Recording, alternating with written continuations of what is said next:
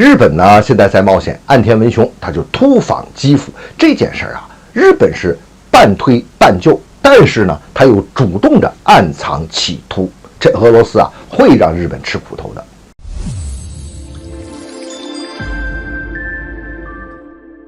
欢迎来到张斌观察，我是张斌。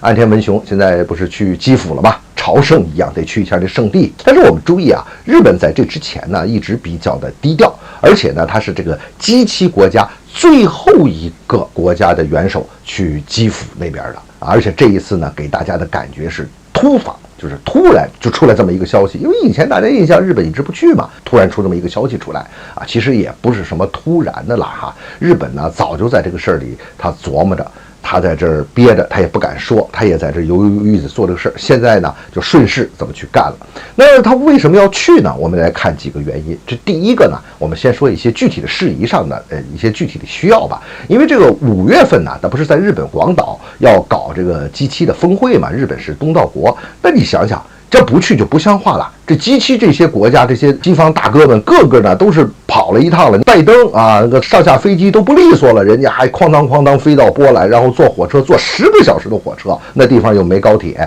叮了咣当的就过去了。你日本再不去的话，你这个姿势可就不正确了啊！当然，日本他也很低调，他去了之后呢，岸田文雄他就没用专机，没用包机啊，坐的一个普通的航班他就过去了哈。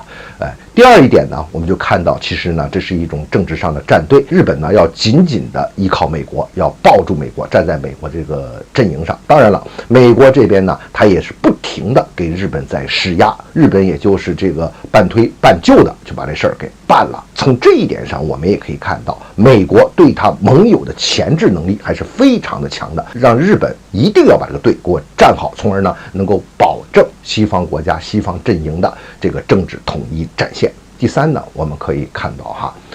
其实这里边呢有军国主义复发的这么一个因素在里边。这个呢，你可以很清楚可以看到，美国呢在释放出他这个盟友的所谓软实力，也就给了日本一个活动的空间，甚至允许他在国际政治事务中有所露头，去参与欧洲这么一个事务。而且据说呢，在这里边我们看啊，乌克兰这边还提出了让日本能不能提供一些武器。你看看日本他自己藏的那个盘算，有那个企图是什么呢？一个他是政治上的企图，国家正常化，他要把这条路往下推进。可是他这个正常化呀，其实搞的还是军国主义的复发的那一套。第二一个，武器方面，他也想借这么一个机会来突破他那个所谓的被限制武器出口那个武器3原则。其实日本自己心里都揣着这个主意的啊！你别看他不吭，他心里他知道，他嘴上说的和他实际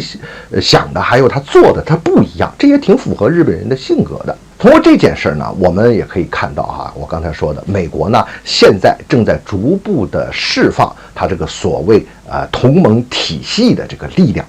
你比如说给日本适当的松绑，发挥出它这个能力，全世界范围之内，来去这个巩固美国的霸权。但日本要这么做的话呢，还有另外一点，那就是非常的坚定的站在了这个制裁俄罗斯的这个立场之上，那这个俄罗斯也不好惹。俄罗斯会找办法算这个后账来收拾这个日本的，所以啊，弄不好日本这个苦日子那还在后边呢。俄罗斯会让日本吃苦头。